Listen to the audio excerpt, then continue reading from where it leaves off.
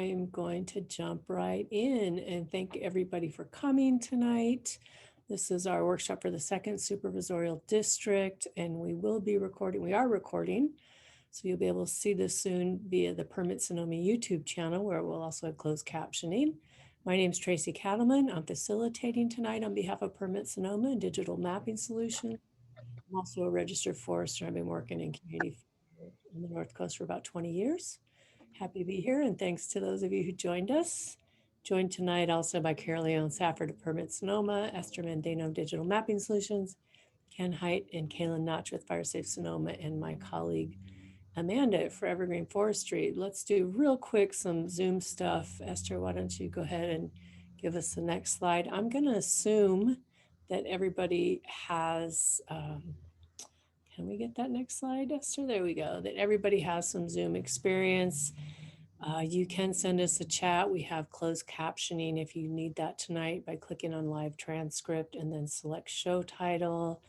I'm not gonna introduce the Spanish. Go ahead, next slide. If you need better audio, you can connect your phone under the audio icon. If you have any Zoom issues, please send Kaylin a message in the chat. Next slide. So tonight's meeting is designed to encourage your input into the CWPP or Community Wildfire Protection Plan. And we're here to hear from you because this is a community plan. So we have two purposes. First, we're offering the opportunity to learn from us as local experts about wildfire risks and what you can do to better prepare yourselves as individuals and as communities. And second, we're providing an opportunity for you to identify community values, risks and hazards, and potential projects for the CWP update. Next slide. In terms of our outcomes, or what we expect us all to leave this meeting with tonight, we will provide to you how you as residents can continue to provide input into the CWPP update process throughout the summer, how to use the online hub site to download information and provide input throughout the process, best practices regarding home hardening and defensible space, and information on local fire protection capabilities and needs. Next slide. We would like to learn from you tonight your local knowledge and concerns regarding wildfire risks and hazards in your communities where you live, your priority community values at risk to be protected from wildfire where you live, and potential priority projects to prepare your neighborhoods and communities in face of upcoming fires. Next slide. So our agenda tonight is starting with a brief welcome, and then I don't know if Supervisor Rabbit has joined us, so we're probably not going to hear from him. We're going to provide a series of short presentations about the CWPP and what we can all do to prepare. Then we're not going to do breakout groups, but we'll go through an interactive process to identify values and assets at risk, wildfire risks and hazards, and potential projects to address those risks and hazards. Then we'll come back together and close by 7:30, perhaps a lot earlier. And we can stick around to answer questions after that, but I suspect we won't need that. So let's go move ahead to the technical presentations for the evening. We're going to begin with a presentation by Carol Leon Safford from Permit Sonoma. If you've been working in fire and especially community wildfire preparedness in Sonoma County, you've likely worked with Carol Leon. And Senator Dodd just last night introduced her as the best of the best in local wildfire preparedness. She's been leading this effort for decades, including as the principal author of the 2016 CWPP, and she's now spearheading this CWPP update process for the county. Carol Leon will be sharing her expertise tonight regarding community wildfire protection plans, values, risks, and hazards, and why they matter in this process, and finally, how homes burn. And during Carol Leon's presentation, we'll invite you to contribute to a word cloud, so stay tuned. We may or may not do the word cloud. Let's see how it goes. So welcome, Carol Leon. First, I'd like to talk a little bit about what is a CWPP, or Community Wildfire Protection Plan. The CWPP was defined as part of the Healthy Forest Restoration Act of US Congress in 2003. And the idea of it was to improve the capacity to conduct hazardous fuels reduction projects that are aimed at protecting communities, watersheds, and other at-risk lands from catastrophic wildfire, and to enhance protection across the landscape. The motivation for this was the realization from funders like the federal government that there were problems with projects being implemented when one group had come up with an idea to do something without speaking to, for example, the community about it. So they wanted to do a massive fuels reduction project, but the community didn't want to see it done that way. So there would be delays in implementation. And the idea behind the CWPP was to create the forum where everybody could get together and collaboratively discuss ideas for risk reduction in the wildland urban interface, or WUI, in a collaborative way. And advanced slide, there we go. How does it do that? Brings all the stakeholders in the wildland urban interface, or WUI, together. Those are community members. Thank you all for showing up. Stakeholders and groups of all sorts. Federal, state, and local agencies, fire agencies, land management agencies, basically everybody who has an interest in reducing risk of catastrophic wildland fire in our communities and wildlands. And together, we are supposed to collaboratively identify wildfire issues and threats and prioritize the areas and strategies where we can launch projects to reduce that risk. There are 3 minimum requirements for a CWPP only, fairly simple. First, it has to be collaboratively developed with input from everybody. It needs to identify areas for hazardous fuels reduction and recommend types and methods for treatment in those areas. And it needs to recommend measures to reduce the ignitability of structures. This, in 2003, was a fairly new concept. And it was really important that it was included, because the realization that homes are a really important part of wildland ignition potential it is a very important thing to push these ideas forward and get people to understand them. And these concepts need to be included in projects as we move forward. What do we need to make it a success? First, we need all of y'all to keep on collaborating with us as you are tonight. And thank you very much for showing up. There are a ton of players right now in Sonoma County in wildland fire, very different from 2016 when we wrote the first CWPP. We have COPE groups, we have fire safe councils, we have land management agencies, we have all kinds of people who are doing everything they can to reduce risk. And it's becoming increasingly important that we all get together so that we can align our goals, our outcomes, and expectations so that we can create exciting and efficient projects to reduce the risk to all the environments across Sonoma County. There are basically 2 approaches to doing that. There's large fuels management projects, which are forest scale projects aimed at reducing fire intensity in forested areas. They should greatly improve forest health. They're really important. In moderate conditions, can certainly keep fire spread from coming into the communities. And the other thing that we really have to keep thinking about is within community risk reduction, which includes defensible space and structure hardening.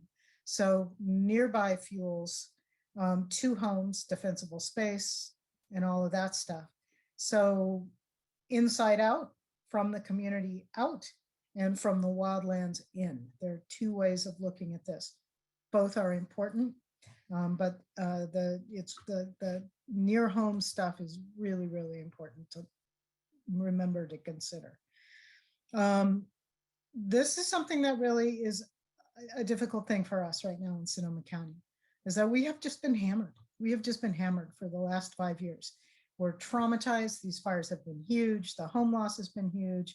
There's been life loss. There's been enormous disruption. And so we're all really very thinking big. We're thinking big fires, big losses, big fear, especially this year with the weather being what it has been. But what I worry about in this is that we're so focused on these huge, very difficult to change issues, like what's going on in the 400,000 acres of forest in Sonoma County, that we're kind of not focusing too much on the small things the size of peas. which are really a lot of the story of why we're losing so many homes in Sonoma County. And so a lot of what I'd like to do today is move us out of thinking about really big things to thinking about smaller things.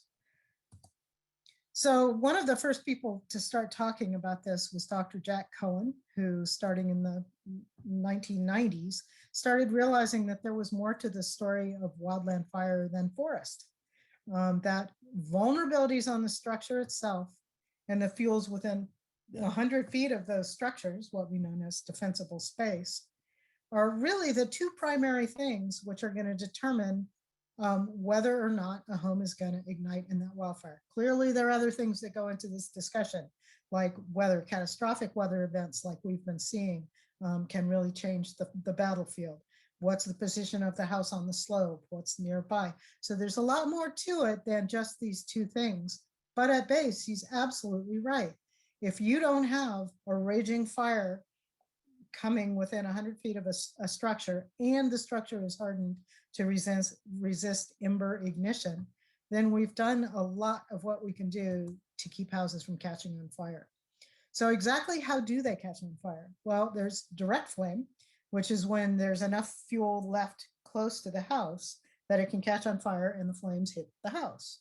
There's radiant heat, which is when the fuels are so close to the house, if they get burning really hot, the heat alone is enough to ignite elements, vulnerable elements on the home, or break windows or do other things. Typically, radiant heat, smaller cause of home loss in most wildland fires. Not so much the case in tight neighborhoods, which we've been seeing in Sonoma County. But by and large, these two issues, radiant heat and direct flame, are pretty much under the control of the homeowner by designing a good and maintaining a good defensible space. But now we all know this. 80% of the home loss in these wildland fires is due to embers, a full 80%, things the size of a pea, right? These can ignite homes by landing in the gutters, which haven't been cleaned, so they're exposing a very vulnerable part of the roof to heat and flame. They can blow in through foundation and attic vents if they're not adequately screened to keep them out. They can pile up in the inside corners. If the leaves pile up there, the embers are going to pile up there. These are all things that we really need to look at, each of us as residents of Sonoma County, to start to doing the things that we can to reduce these risks on our homes. And much of this responsibility is on us as property owners. This is a great simple checklist, which is on firewise.org. You can check that out. Briefly, what is hazard, vulnerability, and risk? What's hazard and what is risk? Wildfire hazard can be explained as the likelihood that a fire is going to happen combined with the intensity of that fire should it happen. We can get to likelihood by looking at fire history and what are the things that are likely to cause fires that are in that area. And Esther and her team are working on this in our modeling. So we'll have pretty good descriptions of the areas where we have high fire start likelihood. Intensity is defined by the fuels in the area. How much fuel is there? What condition is it in? The topography, how steep is it? How many chutes and chimneys that'll send fire flying uphill? Again, this is something else that the GIS team will be looking at in the modeling and come out as part of the wildfire index that they're working on. Vulnerability is exposure plus susceptibility. So what items are exposed by that wildland fire? So exposures would include things like people, life safety, property, homes and stuff, and environmental. What are some of our critical wildland areas that need to be protected? Susceptibility is the likelihood of damage to those homes or ecosystems should the wildfire hit. So we really need to be thinking about where are our highest risks, what are the values that we need to be protecting that are exposed to the wildfire, how susceptible are there, and then we can design projects that will hopefully hit all three high spots. So just to get an idea of what you all are thinking about in terms of how are we going to reduce risk near our home, We've put up this Minty word cloud. You follow the link in the chat and you can jump on there and submit all kinds of projects and ideas that you have about how to reduce risk in your community. So thanks, Carolyn, for sharing that important information and reminding us all tonight what we can do this spring to prepare for this summer's upcoming fire season. I suggest everyone please be sure to check and save the links in the chat so you can access them later. I think we're going to skip the word cloud since there are only a few of us. So I'm going to now share some ideas about strategies and priority projects we can do via the CWPP to prepare for fire. As you just identified in your word cloud, there are many different strategies to prepare for wildfire.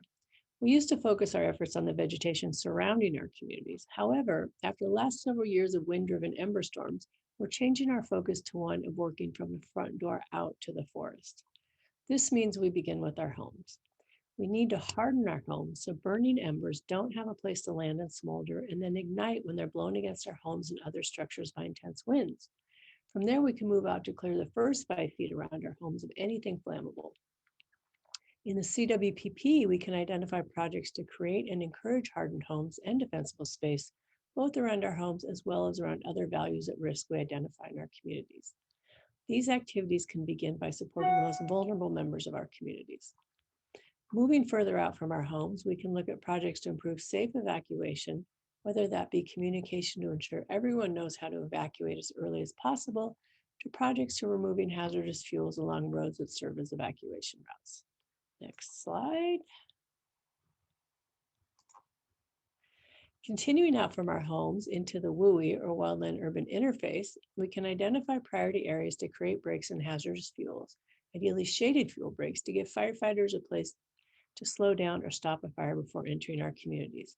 We can also identify priority locations as well as barriers to overcome to safely and easily introduce prescribed fire into the landscape to reduce hazardous fuels and bring our forests and other ecosystems back into ecological balance. Next slide. Other projects include education and community organizing around all of the above, helping to build capacity for our local fire departments and for our local fire safe councils, and COPE, or citizens organized to prepare for emergencies groups. Finally, we can identify best practices to share information with each other before, during, and after a fire. There are also projects related to ensuring the post-fire recovery process is efficient and simple to navigate. We can suggest changes to local planning, permitting, and zoning, to name a few other ideas. These are only a handful of examples of projects we as residents can do, as well as identify and implement via the Sonoma County CWPP. Tonight, we'll have an opportunity to identify many more projects in our breakout rooms, which I'll explain shortly. So please start thinking about ideas for projects you'd like to include in the CWPP. As I mentioned, as we've learned in recent fires, what you do in and around your home can have the biggest impact on your ability to survive a fire. Carolyn is now going to tell us more about the hardened homes and defensible space strategy for community wildfire preparedness. Carolyn's message is receiving national attention, so I suggest you give her your full attention. Go ahead, Carolyn. Next, I'd like to speak very briefly about defensible space and structure hardening and what those things are. Defensible space is basically the 100 feet around the house or to the property line where we have reduced fuels in order to reduce the power of an oncoming wildfire. Zone 1 is the area from house walls out to 30 feet. This is what we call the lean, clean, and green zone. You want this as fireproof as possible with no dead and dying plants. We have limbed up stuff and we're breaking vegetation into clumps so that it can't go straight across the landscape up to the house. This is a great idea of what that might look like. We do still have shrubs and bushes and gardens and stuff, but they're broken up so that if the fire got in here, it couldn't march straight across the landscape up to the house as it could in the pre-treatment condition. We're wanting to remove fuels from near chimneys, backing the fuels away from the homes as much as possible, and just keeping this as lean, clean, and green as we possibly can. Defensible Space Zone 2 is often called the Wildland Fuels Reduction Area. In this area, what we're really after is removing highly flammable vegetation, dead and dying stuff out of there, get rid of the ladder fuels that are under trees that could, if ignited, cause trees to ignite in the canopy. In an ideal world, you may need to do some separation of trees in that area, but getting after those dead and dying on the surface, and ladder fuels, really important. And separate trees and shrubs as you can over time to reduce the power of that oncoming wildfire. Pretty simple premises, pretty complicated talk. This is a 2-hour talk in and of itself, but that's what you're getting for now. One of the most important things I'd like to make sure and say is that defensible space is not moonscape. Plants are allowed, trees are allowed. Nobody's defensible space regulation is telling you to remove all trees. We're just wanting you to reduce the intensity and spacing, increase the spacing between trees and shrubs so that the oncoming wildfire's power is reduced. Now, bonus zone, this is not yet required in Sonoma County. It is in several neighboring counties like Butte, is the zone 0, which is from house walls out 5 feet. And what we'd really like to see in here is nothing combustible. This has become glaringly obvious, the importance of it over the last couple of years as wildfires have taken so many structures in California and in our county. It's those very near structure fuels that are taking the embers and catching on fire, slowly smoldering and transmitting the flame onto the house before or hours or days after the wildfire has passed through. So by removing all flammable items from 5 feet, you will do a lot to help your home survive. So that's plants are allowed if they're very small and well maintained. The thing that I see that most people aren't seeing well is our stuff. We leave tons of stuff in this area and we tend to focus on the plants without thinking about the stuff. So if you're out there looking at your house, really look for flammable items, trash cans, wood piles, all that stuff needs to be well away from the building. Structure hardening, quite simply, is reducing the risks that are part of the construction of the structure so that they're less vulnerable to embers blowing in, as we discussed earlier, or catching on fire from radiant heat and other means. Dr. Steve Quarles, who's an awesome expert in this, came up with 6 priorities, starting at the roof, moving to the vents, covering them with 1/8 inch or less, vegetation and defensible space, windows, decks, and siding. In order of priority, these are going to change depending on the site and its structure, but these are the basic things that we want to get after as we're talking about structure hardening. There's some great resources out there right now. This is hot off the presses, this Wildfire Home Retrofit Guide from University of Nevada, Reno. If you Google Home Retrofit Guide and UNR, you can find it, or we're putting all of these links in the chat. Dr. Steve Quarles' research is on the Insurance Institute for Business and Home Safety website. Firewise has awesome stuff, as does FireSafe Sonoma. County of Sonoma SoCo Adapts program will be adding lots more educational materials as we go over time. So those are all great places to start to learn what you need to know about defensible space and structure hardening.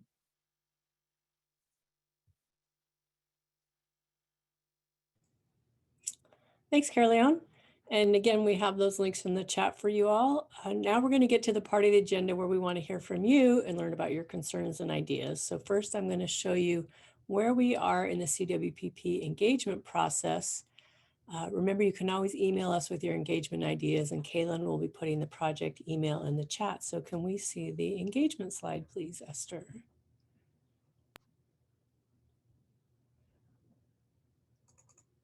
So hopefully most of you were able to join us on February 16th at our kickoff meeting for this process. Tonight is the second of 5 public input workshops, 1 in each supervisor's district.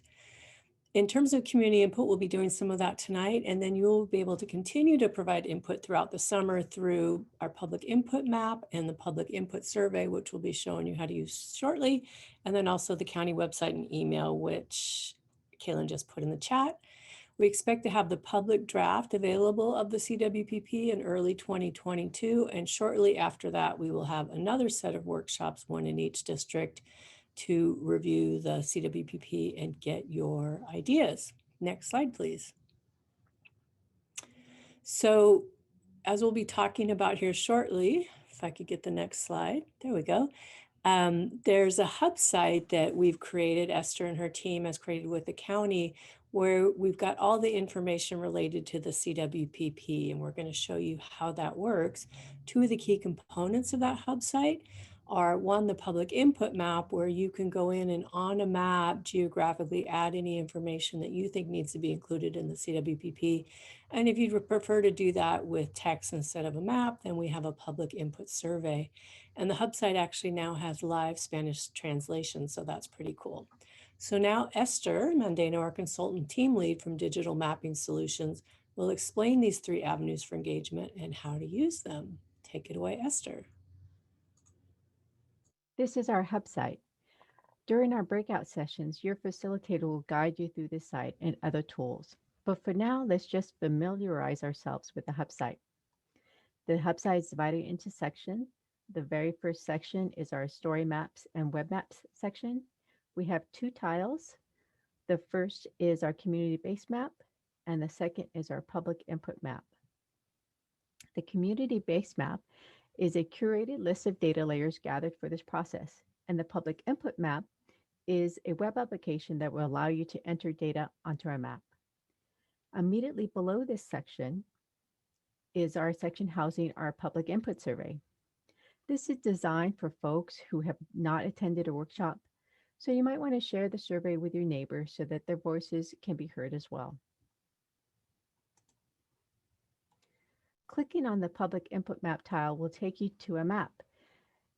You will be presented with some instructions on how to use the map. When you are done reading through the instructions, click the OK button. The map is interactive, meaning you can use your scroll wheel to zoom in or zoom out. At the bottom of the page are 4 tools. The first is the legend. Clicking on it will prompt a legend to appear so you can see what all the map features represent. The next tool is the layer list. The layer list will have all the maps layers listed on it, whether they're turned on or turned off. Some of the layers will be grayed out, and that just means that you have to zoom in to see them. The option button on each layer gives you some limited ability to change the way it looks and the order that it is drawn. The next button on the bottom toolbar is the Smart Editor. The Smart Editor dialog box allows you to select a feature template so you can add your comment or project onto the map. It's not showing anything right now because those layers are not turned on. So I'm going to just open the layer list and click these editable layers and turn them on. Now they're available in our Smart Editor. So here's an example. Perhaps there are some post-fire hazardous trees in the Van Buren Creek area off Erland Road. To add that information to the map, we want to navigate to that location first.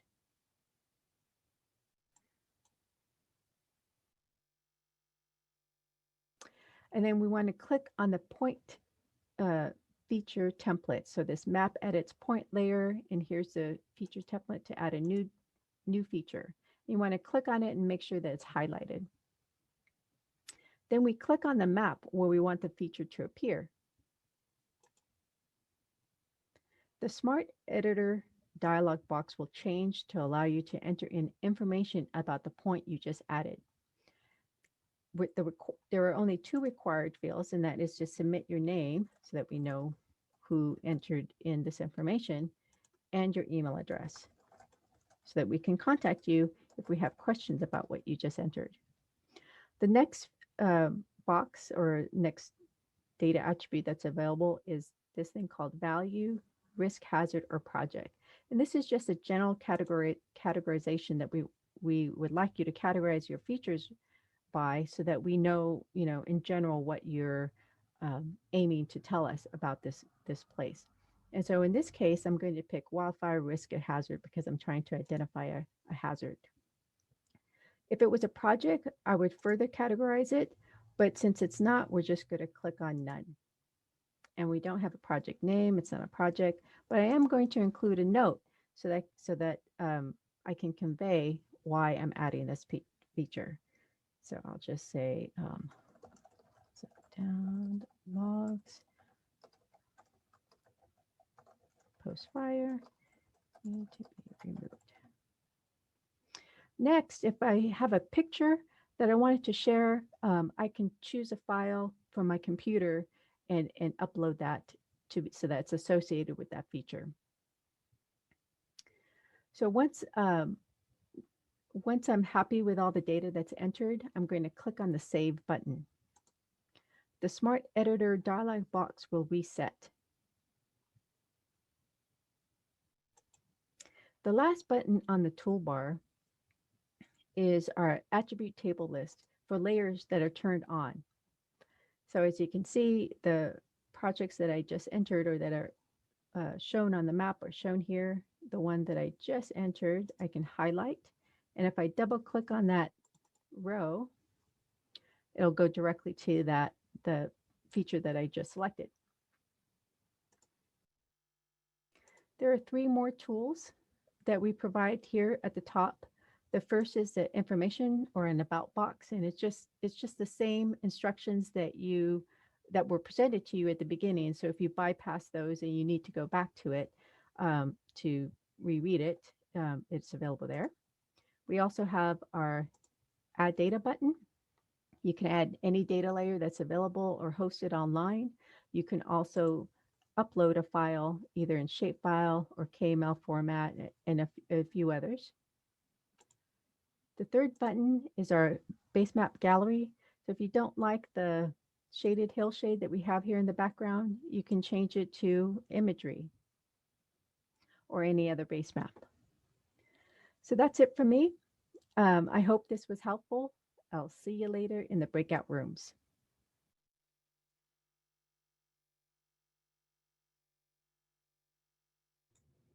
Thank you for that, Esther. And that introduction to the hub site and how folks can continue to submit information into this process throughout the summer. We put some information into the in the chat so you can get to those links later. So we're going to reorganize the rest of the meeting since we're such a small group, and what we thought we would do now. So we're not going to do breakout rooms as we'd anticipated. What we're going to do now is hear from the various fire chiefs we have with us, which there are 4 folks who joined us. Thank you so much. And Caroline will facilitate that conversation for about 15 minutes. And then I'm going to walk you through this interactive process to identify values and risks and projects. So with that, I'm going to turn it over to you, Caroline. Go ahead and unmute and turn on your video and take it away. Hi, everybody, and thank you all for being here, especially my fire guys and gals who've been working all day. I know you all have. So I thought I'd let you all introduce yourself really quickly and what we're going to do before we have conversation amongst us is to let you kind of jump in and introduce yourself, and we can either do this one by one or sort of as a group. We could just unmute you all at one time. Ben Nichols is our West Division or Sonoma County Division Chief for CAL FIRE. So he's responsible for all of the state responsibility areas in Sonoma County. Jessica Power is the fire marshal for the city of Petaluma. So she's got that area. And Chief Nick Silva is the chief of Lakeville for many, many years. And Darren, not last, but certainly not least, works with North Bay Fire. So is one of the people who works with 10 all-volunteer fire companies, including Two Rock, Valley Ford, and Lakeville. So all of them have a lot of experience in this area. So how about all of you folks unmute and starting with Ben and moving on in the order that I just called you out in. Let's have a general discussion about wildfire risk in this district. So Ben, unmute yourself. We have to get permission to unmute. There we go. Oh, you're good. Yeah. You're on. Jessica's unmuted. Nick is the last one. So Ben, can you put a few minutes of blah, blah, blah in about what you'd like to see happen generally in this area? You bet. Thanks, Caroleon. So for the group tonight, it's one of those things that unfortunately Sonoma County has been the brunt of multiple firestorms over the last several years. And in those events, you are all very well aware that there are just not enough fire engines to go around, regardless of the scenario. When whole communities are impacted by fire, we just don't have enough fire engines to go around. So this critical pre-fire work to harden homes, to create defensible space around those homes, to create strategic breaks that allow firefighters to channel the fire away from populated areas, or hopefully to prevent that fire from impacting populated areas, are what are going to make the difference for life and safety and property loss downstream. So these community collaborations are critical for us to come together and put our heads together on where we focus the limited resources we have on that critical pre-fire work to prepare your community for the future wildfires. Thank you.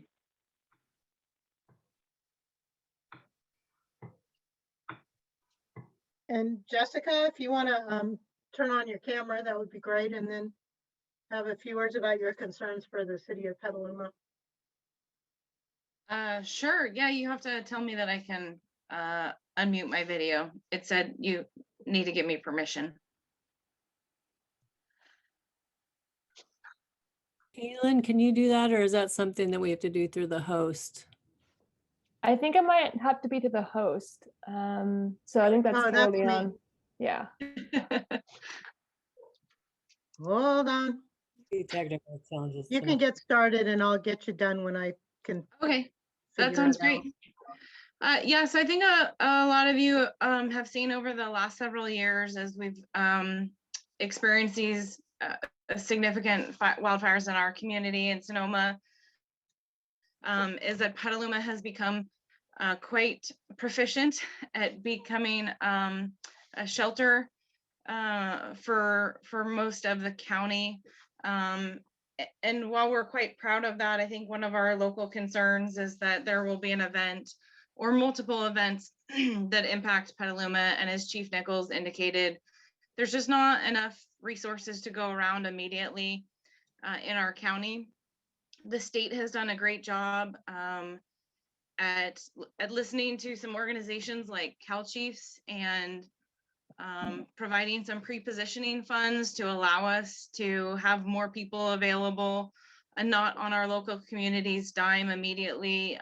That has helped, you know, if our crews have been called out for other fires around the state or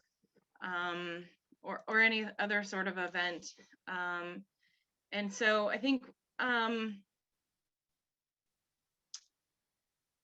you know, the concern for more wildfires like we've seen, bigger wildfires impacting us as well while we have other events going on, such as an earthquake or other natural disaster of some sort. So this is a great opportunity for us to bring together our community, our resources, and have those conversations about how we prepare.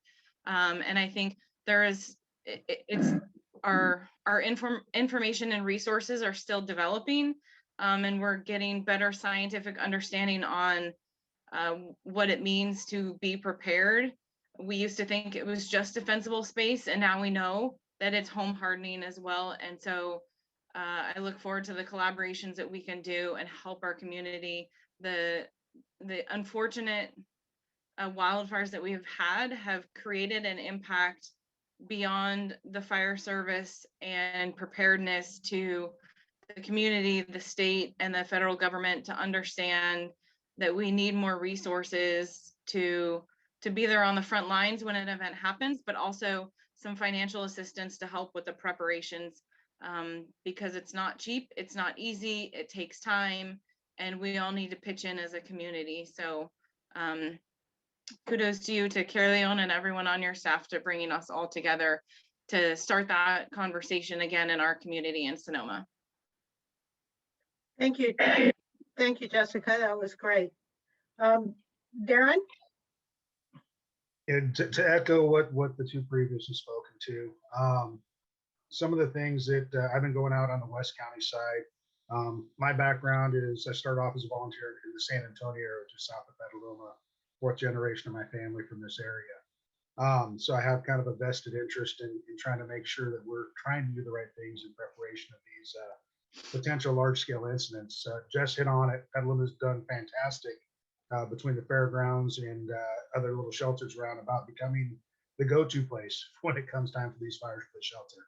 But the unfortunate part is it's not if, it's when we're going to get hit by this.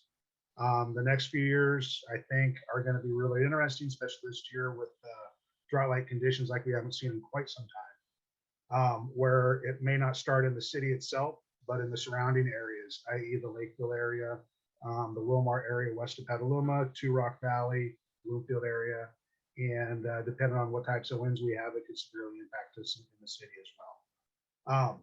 With that, some of the key things we really need to focus on, I think, are the defensible space outreach, getting outreach to folks to discuss defensible space, discuss evacuation, discuss notification process, making sure everybody is signed up for the appropriate venues, whether it be my Nixle, SoCo Alert, Nextdoor, whatever the case may be, trying to get as many options out there as possible.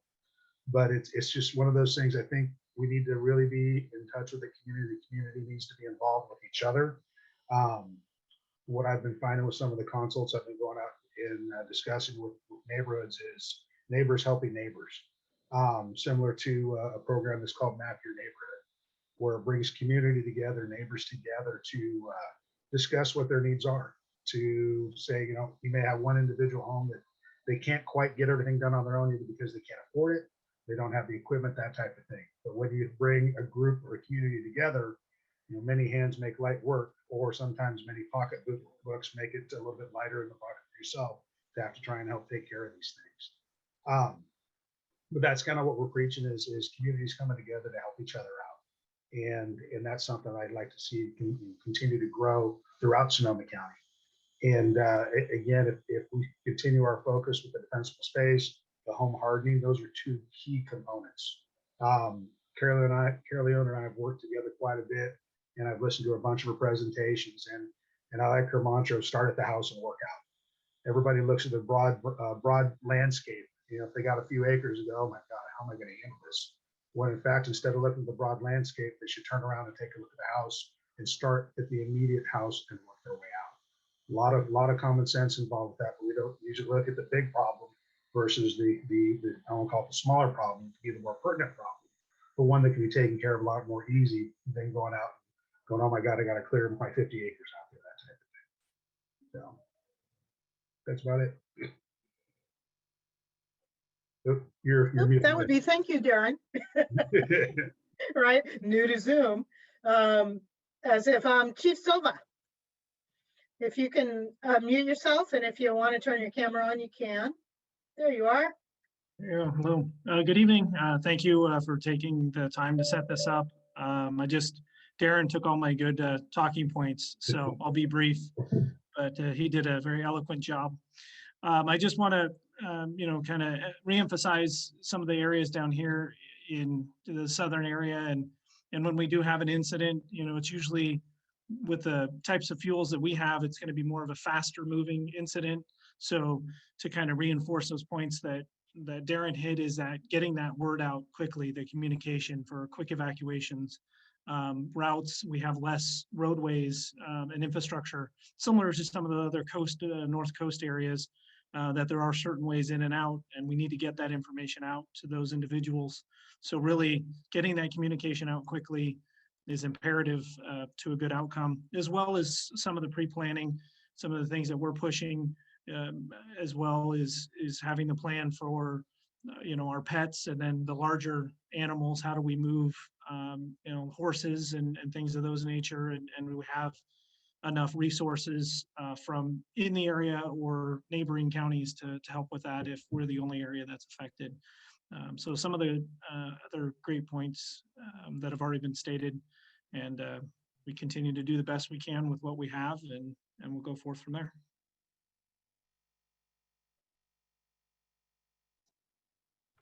Thank you, Chief. I know that all of you have this District 2 area is the fuels are so in some ways it's the most similar fuels environment of all of the districts in the county. It's more, you know, grasslands, rolling hills, whereas some of the other districts we're working in have wildly divergent fuel types and stuff. So you guys definitely have that fast moving, grass driven risk and shifting winds. And so your issues are kind of pretty unique to you and issues, and I think in some ways under considered as we make plans for fire, because there isn't as much fire history down there. So I'm really appreciate you guys showing up and sharing your ideas. So let's see, Tracy, are we going to idea board a little bit? Carolyn Sell, if you want to unmute and sort of introduce yourself. Oh, why don't I introduce this section and then we'll let whoever else is on introduce themselves, if that's okay. Perfect. That was awesome, you guys. Thank you. I really liked all that. And Darren, I want to talk to you about the Map Your Neighborhood, because I've heard about people using that for earthquakes, and we've been talking about how to use it for fire. And so if you guys are doing that, that would be really cool to see. But we can talk about that after. Let's get through tonight's process first.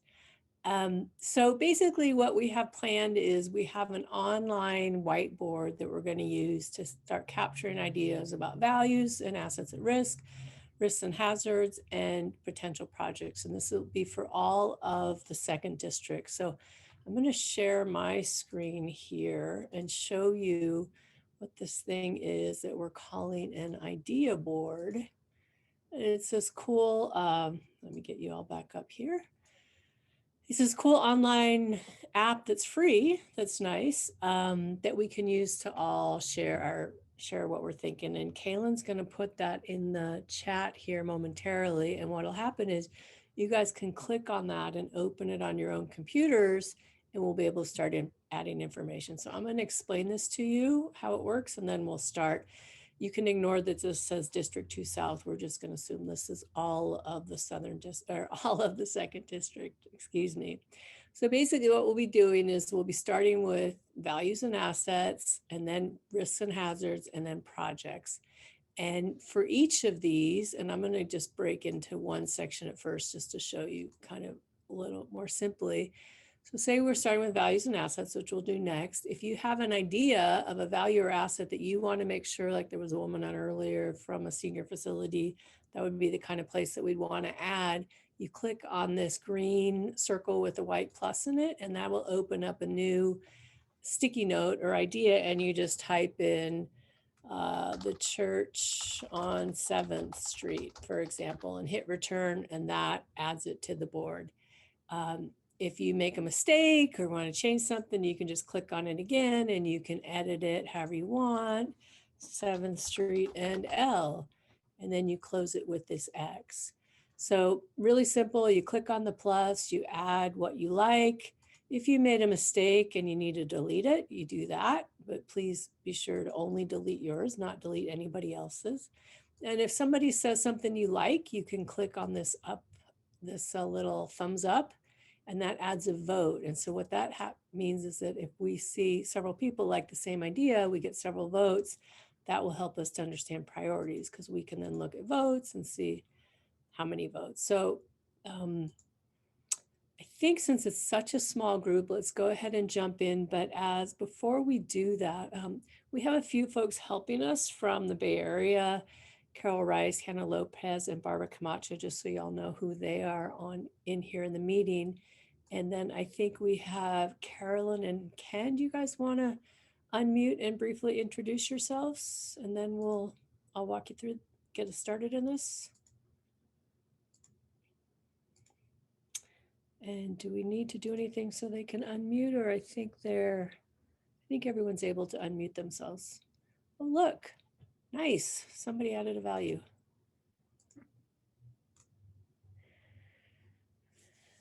Carolyn and Ken, if you'd like to introduce yourselves, you're welcome to. If you want to stay in the background, you're welcome to as well. And meanwhile, please just jump in. Hi, Carolyn. Hi, I'm Carolyn Sell, and I am with Fire Safe Occidental and Safer West County. And I primarily am here because I can't do Thursday night at 6 o'clock because I have a standing meeting. But I definitely wanted to see what's going on in the different districts anyway. So I'll get feedback from everyone else in my neighborhood, I'm sure. But it's interesting that so few people are here. But maybe that's because you have kind of a consistent landscape and it's a little bit easier to define the issues. We don't have that. We have what Tracy and Carol Leon were talking about, which is very diverse ecosystems in a very small amount of space. So thank you for letting me join District 2, even though I'm a District 5 person. Well, thank you. We're glad you could join us. And you can definitely add your input either through the map or the survey, or you can tell your friends who come what that you want them to add on the sticky notes for you. Great. Yeah, Carolyn, definitely go and check out the map hub. It is super, super cool. And you can go in there and you can map your projects as a polygon. You can map them as a point. You can put all kinds of stuff in there. So that's really where we're hoping that we get a lot of the input is on that hub map. So yeah, thank you for throwing that up. Oh, wait a minute, that sounded wrong. Thank you for showing that on the screen. And the best part is that if you go to the main hub site, there's this how to use the hub site. So that will give you the directions. It'll go over what Esther showed us tonight in the video. So definitely this hub site's a great resource for everybody. This is what Kaylin put in the chat earlier. Got the base map, the input map. We were just looking at how to use it. And then down here, we've got the survey. And then there's all sorts of great resources, the ones that Caroline mentioned in her presentation, various websites, and then other information about fire in Sonoma County that will all be part of the CWPP. So definitely encourage you to come in here and take a look, send folks here. This is where they can register. Oh, nope, there we go. This is where they can register for the future meetings, all that kind of stuff. So this is the hub site because it's the hub for all the information about fire. So let's go back here. This is good. Whoever put at-risk populations, if there's any more detail you can give us about that, that would be great. Educational facilities, again, if any details you can give us, that will help us get it more accurately on the map, but otherwise this is all really helpful information. Again, go ahead, if there's something that you agree in, click on it and click on the thumbs up to give it a thumbs up vote. And we'll give this a few more minutes. Meanwhile, you can also jump ahead and start adding risks and hazards if you like. And we'll start seeing that populate as well. I think we're going to get out of here early tonight, which I'm sure nobody will mind. And did you want to say anything from Fire Safe Sonoma?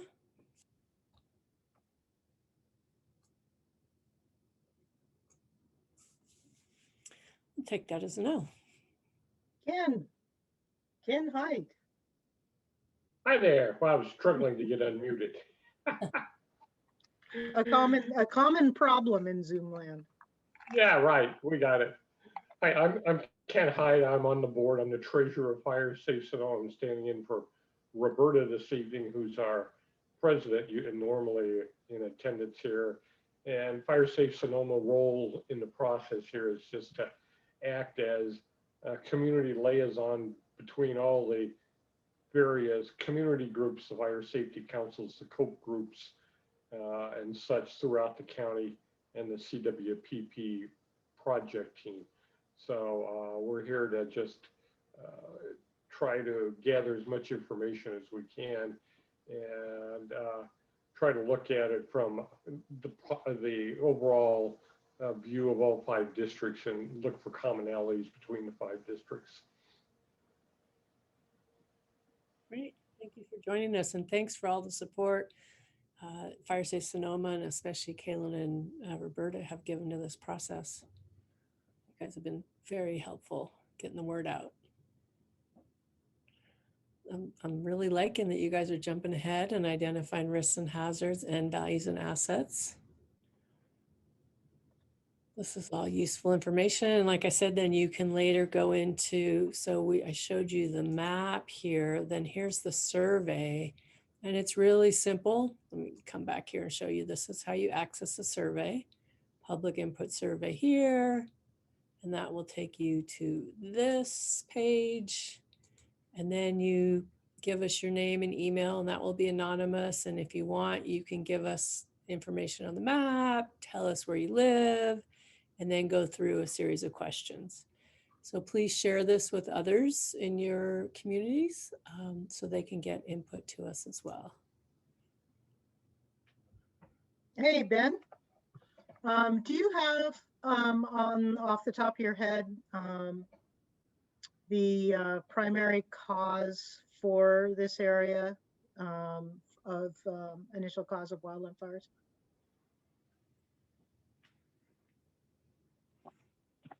Not off the top of my head. Historically, vehicles, power lines, and equipment, mostly mowing or agricultural type activities, but vehicles, equipment, and power lines are the ones that come to the top of my head.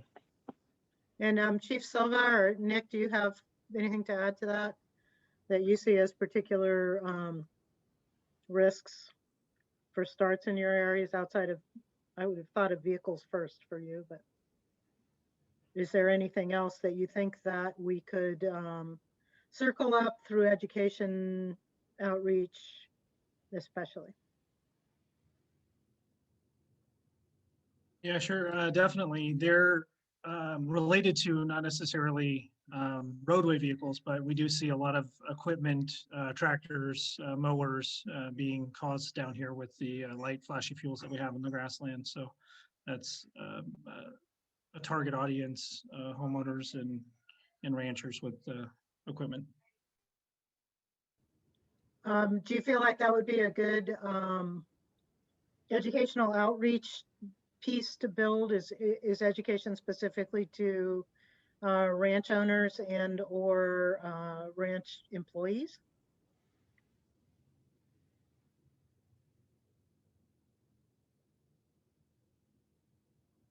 Yeah, I think any outreach, especially like bilingual outreach, would be beneficial in those areas.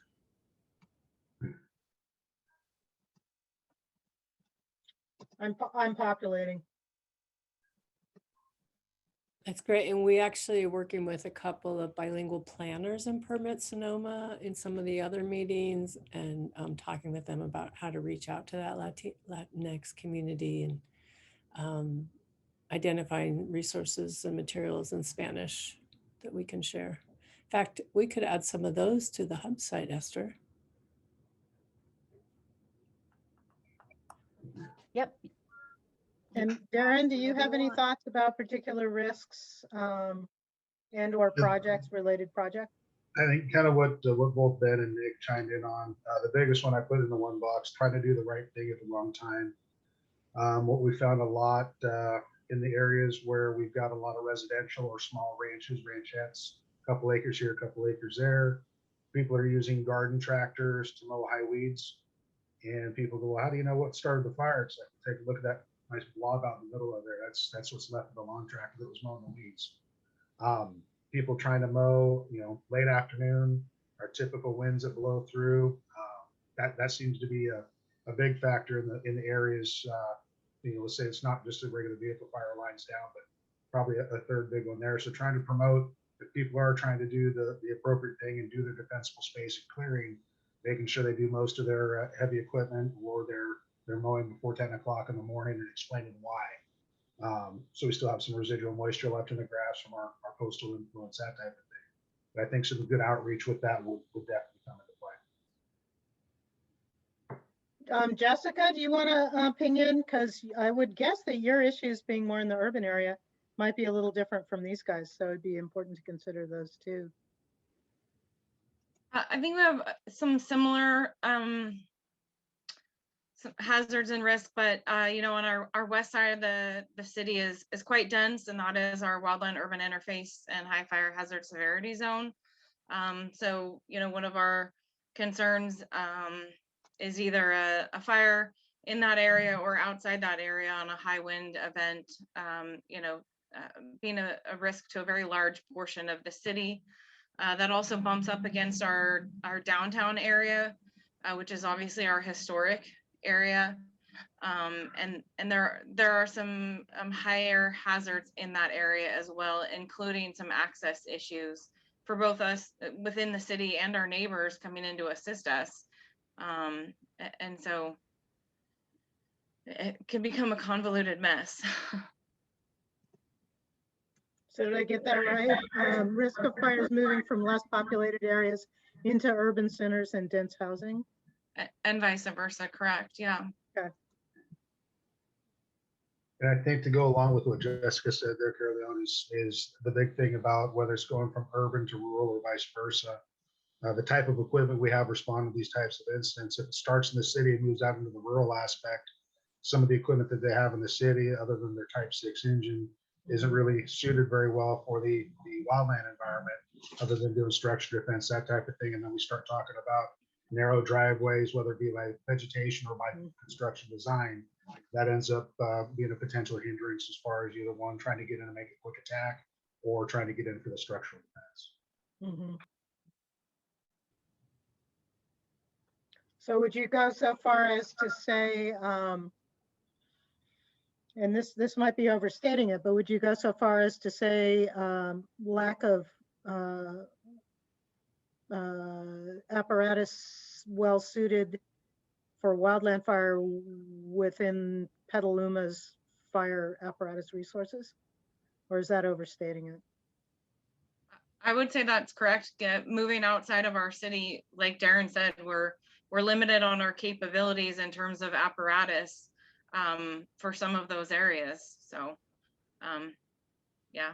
And that's like this. So that's for the city of Petaluma, whereas you've got the Lakeville station, the Wilmar station, the Two Rock station. They all have either Type 3 engines, Type 6 engines. So they've got the smaller engines to make the easier, quick access. But if we had something that started in the city and bled into the county where the city was trying to take care of as best they could with the equipment they had, they might not be able to react with that type of equipment as far as getting in some of those tight driveways out into the county.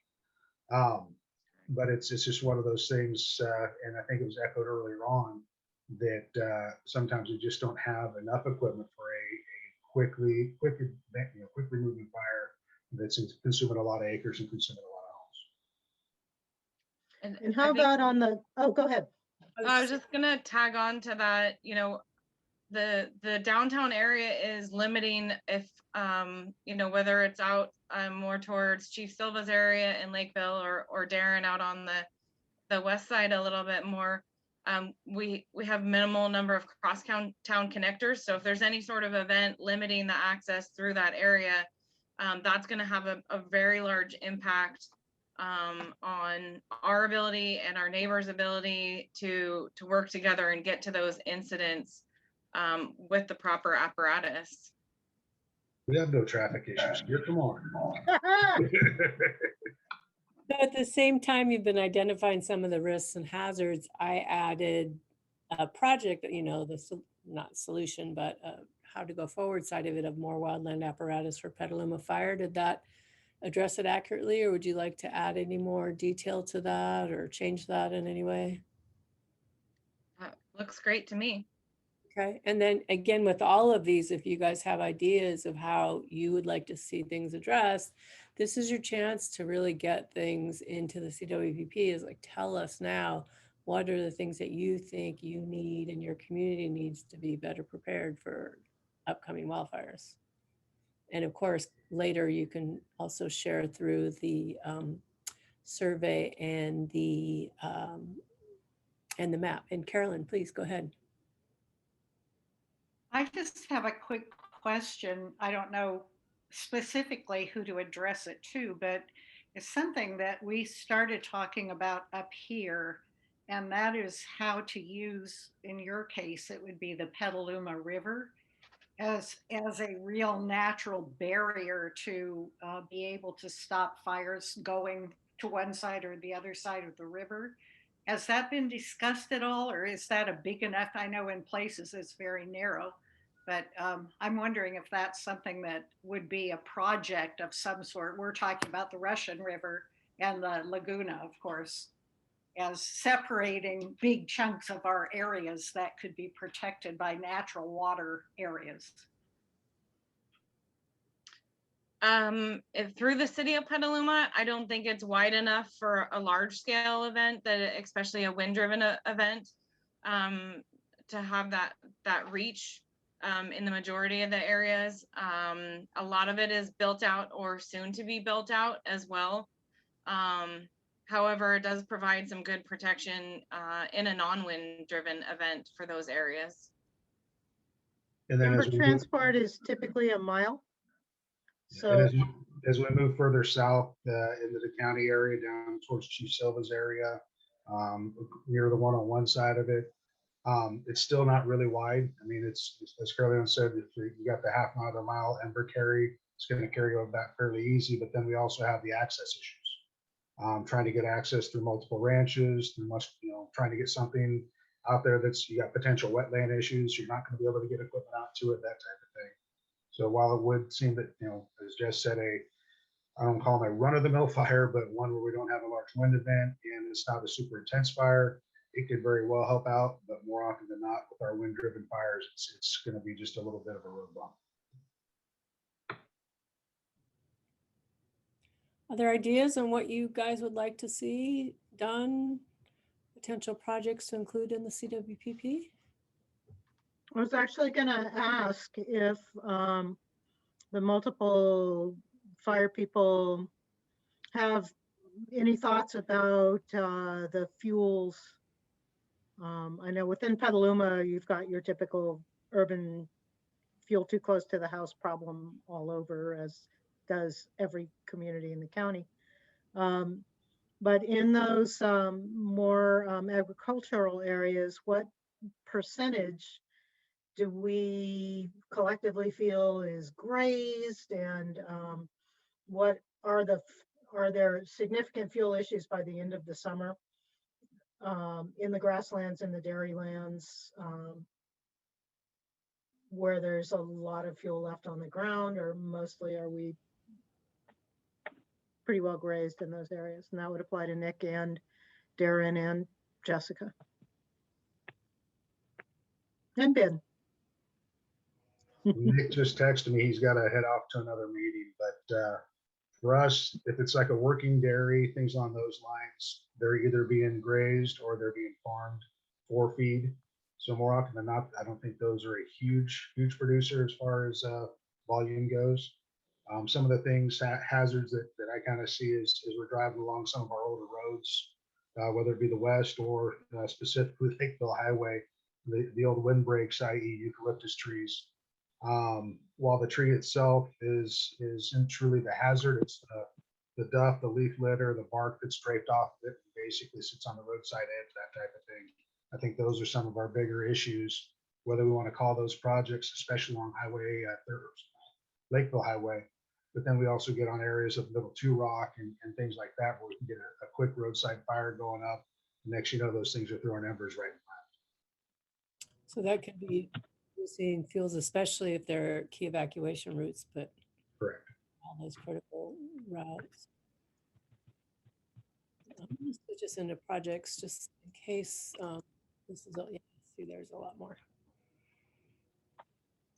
And we'll go back and review the values and risks just before we leave, but one of the other big ones as far as values and risk, and it kind of is on the Sonoma side more than it is out on the Petaluma side, but it does fall within District 2, is Sonoma Raceway.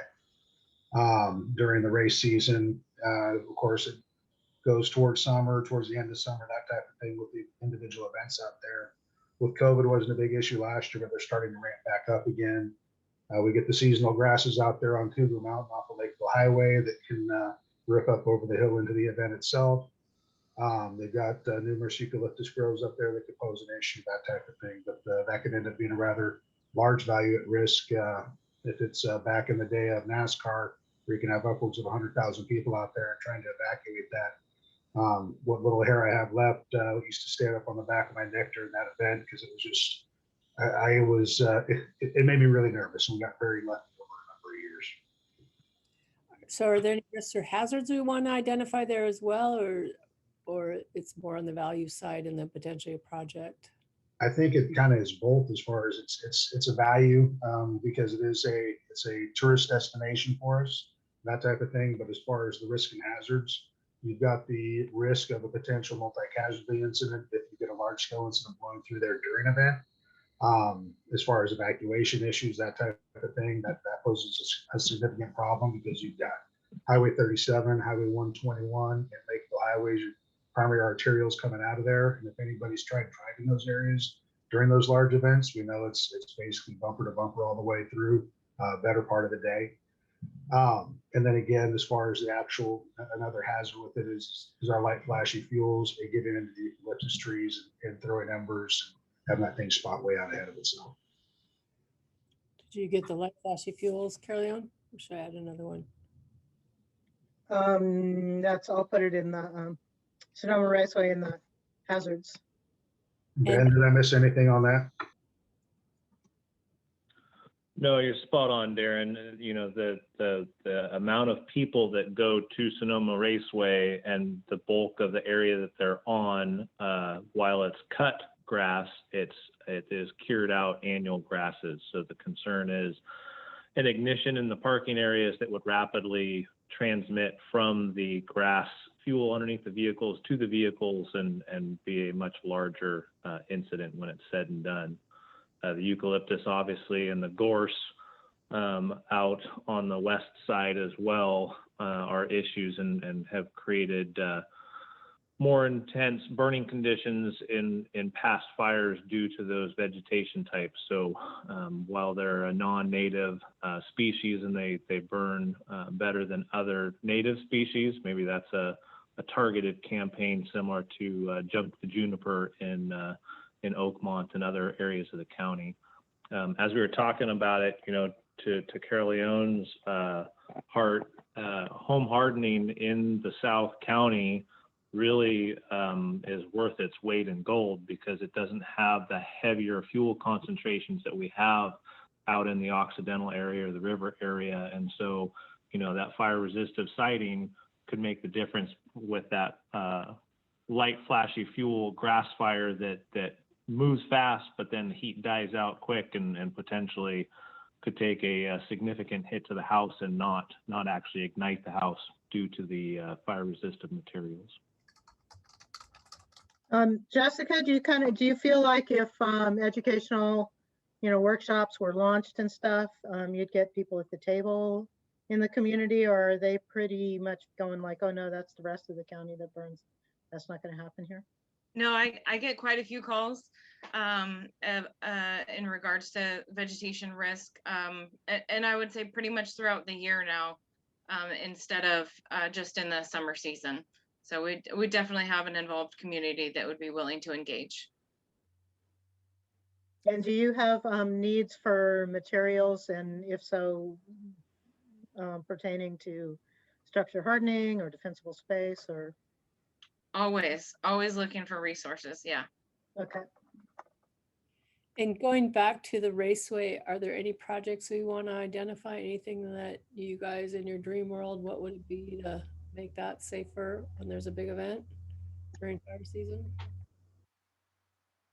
Well, since I'm still unmuted, I'll add in as a Marin resident, North Marin resident, just on the border, essentially. I think Darren highlighted a huge issue with Highway 37 Lakeville, and there at the raceway, because you essentially have two counties merging for access and egress. So, you know, in a large event, whether it's in Sonoma or in Marin, anything near that border or trying to get people out of the county is a big issue. Obviously not something, you know, this group and one other group are going to solve all by itself. But maybe identifying those needs or options for moving forward, or ways to get not literally around it, but you know, something to assist our community, I think is really needed. Are there shelter-in-place plans in place? Like Baron, you might know this. Are there shelter-in-place plans for the raceway? What if the fire hit on the NASCAR day? I mean, are they planning on moving all those people out of there, or what are the plans look like? I don't know. I haven't seen plans in a while. I was the ops chief out there for the off-track operations for quite a few years, and then basically kind of gave that spot up probably 5 or 6 years ago.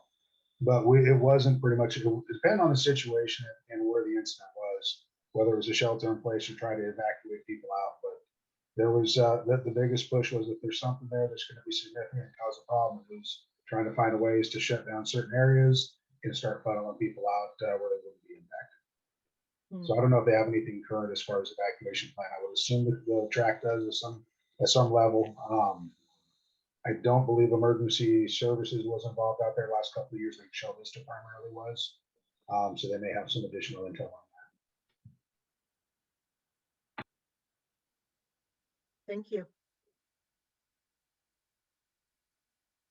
Anything else you guys would like to add as projects before we kind of review everything one last time? What else? If money was not an issue, and some of the people in the rest of the country think that's what the reality is in California right now, but if it weren't an issue, if you could do anything, no jurisdictional problems, what would it be that you would do in your communities?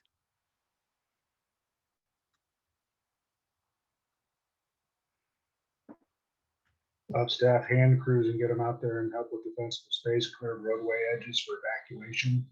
I think if money weren't an issue, and that's pretty much in a lot of the unincorporated areas, county roads has a hard time trying to keep up with clearing the roadsides, that type of thing. They've been doing a really good job the last couple of years.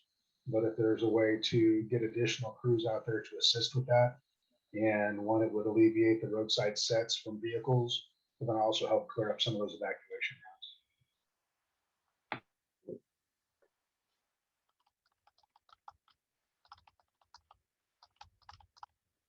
Since this was such a light group, then the voting's not so critical, but if you want to add any, please do.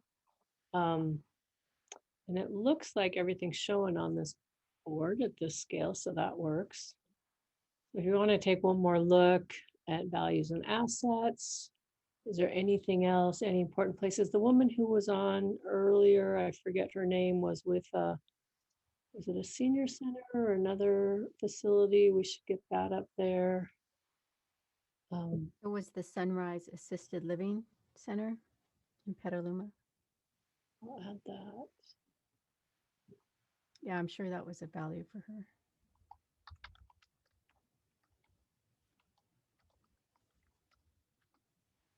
Esther? Any other places we want to make sure that are noted? And again, if you think of these later and as you're talking to colleagues and neighbors and friends and family, please direct them to the hub site and they can fill out a survey, or they can send us an email with their ideas. And then we've got risks and hazards. I think we have a good start of a list here. And then finally, projects. Yeah. So last call for any of these. Really appreciate you guys being on here. Darren, what about the map my neighborhood? So are you guys doing that as part of the fire department? So we're not doing it as part of the fire department, but out in the West County, Skip Drills with the city of Sebastopol is pretty much the guru of that program within most of Sonoma County. So he and I have gone out and done numerous presentations together. And he's done a great job of, you think map your neighborhood is usually geared towards cities that truly have blocks. But in the unincorporated areas, they try taking certain roadways, multiple roads that have common intersections and try and get them to come together, come up with the same concepts of getting names and addresses and emails and phone contacts to make up the distribution list for folks. And then getting block captains, so where you kind of have a couple of people that are in charge, delegate down from there and continue to delegate down and then start planning on some work projects. But Skip's done a fantastic job of that program. Yeah, it's a cool program, and I've seen examples of it working in Washington State, and people are starting to kind of look at how to use it in fire there. It's mainly, I think it started in Seattle around earthquakes. Earthquakes and other natural disasters, and then try and tie it into with us out here in the West on the wildland fire side of things. There's quite a bit of nexus between the two. Yeah, I think it's a good starting place, especially for community groups, COPs, fire safe councils, as a way to organize and communicate. Go ahead, Carolyn. You're muted still. There we go. Here I am. I was just going to say that Skip has a sort of subgroup within his area that is really focusing on communications, and they're studying various different types of radio systems and all sorts of different things that don't require electricity. And again, I have his group meets on Thursday nights at 6 o'clock too. So all the things I want to do meet at the same time. But anyway, I would recommend, if there are people in the Petaluma area who are interested in studying the communication piece, you might want to get hold of Skip and find out what they're doing, because we have somebody from Occidental who is now in that group, and it would be really good to get people from all over so we can all kind of share ideas and see what they're finding, that both work in cities and then out in the country where we have real communication problems. Thank you. Okay, well, this is great. I mean, you guys really rallied for a small group. I think we've got a lot of great information here tonight. So we'll save this information. Please do tell folks, go to the hub site, go to the public map, go to the survey and get your information to us. And with that, Esther, if you could bring up the final slide. Just want a big thanks, shout out to all you guys for showing up, being here on a weeknight. We've got let me pull this up so I can see it. So these are the links, and I think Caitlin's going to put them in the chat as well. But the website is the Permit Sonoma site, and that's where you can get access to the upcoming meetings. So we have 3 more meetings next week on Thursdays, the 3rd district, and then May 6th and I think 12th are the 4th and 5th districts. The hub site that I showed you, great resource for all sorts of stuff, and that will be ongoing after the CWPP process. So the data we develop, all that will be there. You guys will be able to download it, get access to everything. And finally, the project email, please share that with folks in your communities if they're interested in the process and want to get any information to us. And with that, really appreciate y'all being here, and thank you and good night.